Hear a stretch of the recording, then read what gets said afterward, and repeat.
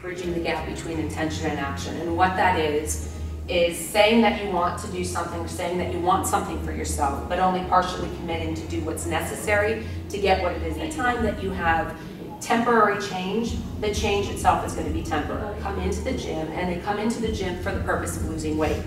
I do not subscribe to that, nor do I ever recommend it. The reason that I do not recommend it, nor do I subscribe to it, is because people will come in here undoing what they do outside of the gym, or attempting to undo what they do outside of the gym.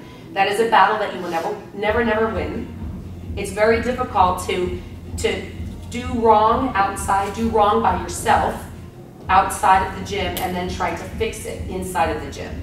So you're really working against a lot of resistance when you're doing that. It's very difficult to make gains when you're doing that. It's very difficult to really lose weight when you're doing that, as opposed to fixing what you're doing outside of the gym and allowing the gym, or whatever your fitness might be, whether it's going walking. You don't have to kill yourself when it comes to fitness. It just depends on what you want for yourself. If you want to be an athlete, clearly then the goal is different and how you're working is different. If you simply want to improve your health, then that's a completely different thing. But if you allow the outside portion of what you're doing to be your real focus as far as your health and living a healthy lifestyle, that is key. Because when you come in here, then what you're doing is you're doing this for the right reasons, or you're going walking, or you're doing some type of outside program for the right reasons, which is to improve your overall health, to perhaps transform the body, but you can only transform the body if you're eating correctly. Behaving and repeating behaviors and making choices for yourself, and it's creating regret. There's frustration, there's anger, there's disappointment, then something needs to change. So a lot of it is our thinking. We go into things thinking, oh man, that's going to be really hard to do. It's going to be hard to change my eating. It's going to be hard to start working out. It's going to be hard to do this. You got to get out of that thinking. Really, that's all the easy part, right? Working out, eating a little bit differently, all of those things are easy. What's difficult is the alternative. So what's difficult is hypertension. What's difficult is diabetes. What's difficult is breathing, having labored breathing when you're trying to walk or do anything that a normal person would do. What's difficult is disappointing yourself time and time again. Those are the things that are hard. Making changes are easy. Doing things differently really is easy. It's easy to keep doing things the way that we've always done them, and we automatically assume that if I do it differently, somehow it's hard. It's not any harder. You have to get out of the thinking of thinking that's difficult to do that and start thinking, no, it's really easy. If I want something for myself, it's really easy. I may have to think about it, and that's all right if you have to think about something, to remind yourself until it becomes a habit. To allow small changes. You have to allow things to become a part of you, a part of who you are, a part of your life, style choices, and then start moving on to other things. I think everybody knows, without being a nutritionist, without being a registered dietitian, what's the difference between a better choice and a poor choice as it pertains to our health and what we want for ourselves. But I think that you could go to the store and you could probably point out to me what you determine to be a better choice for yourself and for your body and for your health and what you want for yourself physically. Is that true? Yes. So it's not that it's complicated. Eating in a healthful manner is not complicated at all. It's not rocket science, it's make. So if you talk in a negative manner, the choices typically that you're making are in line with the words that you're using for yourself. Does that make sense to everybody? You have to align with your spoken word and also your unspoken words with the choices that you're making and what you want for yourself. You have to get to a point where you can be in front of a mirror and be like, damn. And it has nothing to do with how you look. And what happens is we get so fixated on this physical image of what we expect ourselves to be, right? Now, the difficulty with that and the challenge with that is that if you are unhappy with where you are right now, 5 pounds, 10 pounds, 15 pounds, whatever it is, you're not going to be any happier there. Life does not change 5 pounds less. Your head does not change 5 pounds less. You have to respect where you are right now at this moment to respect where you're going. So if you were to say, I am, Think about that. The words I am, what would follow it? I am beautiful, I am strong, I am capable, I am willing, I am ready, I am able. Think of all the things that you've done in your life. You have a business, mothers, student. What are you doing as student? Those are all remarkable, remarkable things. So you have to channel, how was I successful in one area of my life? And how can I channel that to be successful in an area of my life that I struggle with? Success is about doing the easy things, right?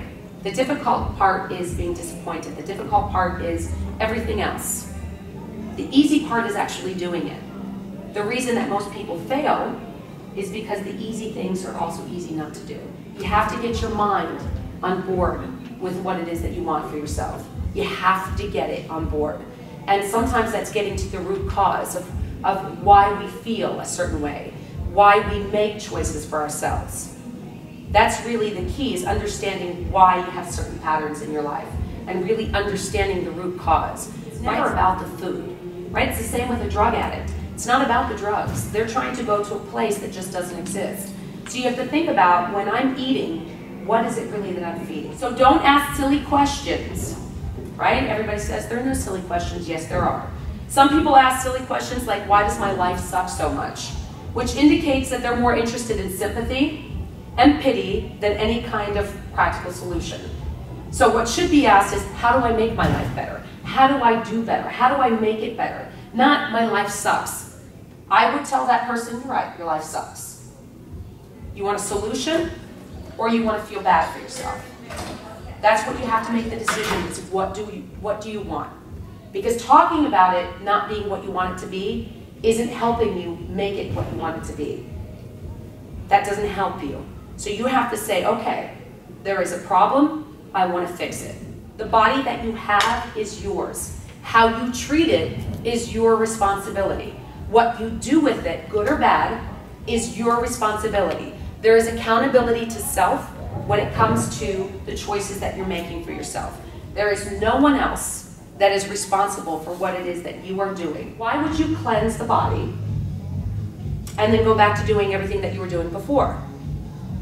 Your body is a cleansing system, right? This is a magnificent piece of equipment, of machinery.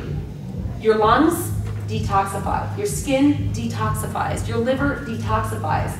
All of the things, the components in your body, do what they're supposed to do. In part, you have to be doing what you're supposed to be doing for your body. A cleanse does not suddenly change the whole chemistry of your body, make it correct, then you go back to doing what you were doing. It doesn't work that way. Again, you're wasting your time, you're wasting your money, you're wasting your energy. You have to make a decision that I will change my life today, right this second, from here on out. Not everything at once. If I am responsible, I am accountable for this, and I want what I'm saying that I want. I have this vision of what I want for myself, for my life, for my body. What am I willing to do to get it? What are you willing to do to get it? Really take a look at yourself. Complete transparency. To really be honest about what you're doing every single day. Because I have plenty of people that come to me and they say, I eat right, I exercise, I'm not losing weight. I don't buy it. I don't believe you. You have to think about what you're doing, what you're putting into your body, how you're moving your body, what words you're using when you're describing yourself, not only to yourself, but when you're describing yourself to others. I don't want to hear people come to me and talk to me about, oh, my thighs this, my thigh.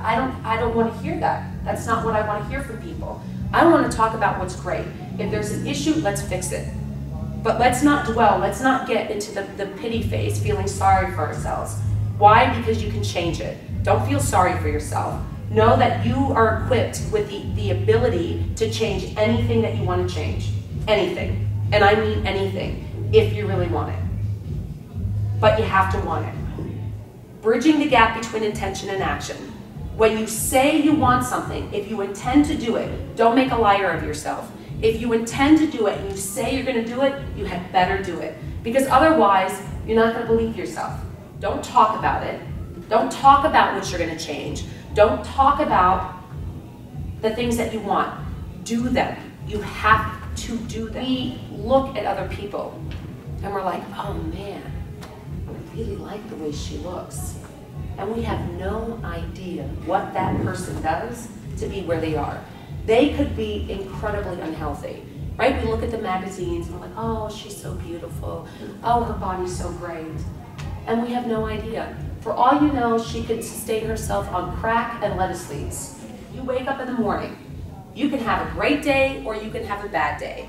The saying, it is what it is, I cannot stand that saying because it is not what it is. It is what you make it. It is truly what you make it. So if you want it to be bad, it's going to be shitty. If you want it to be great, it's going to be spectacular. But that is a choice that you make. That is all of mine. You start approaching life as, I'm good. Life is good. Then the choices that you make are in line with how you're feeling.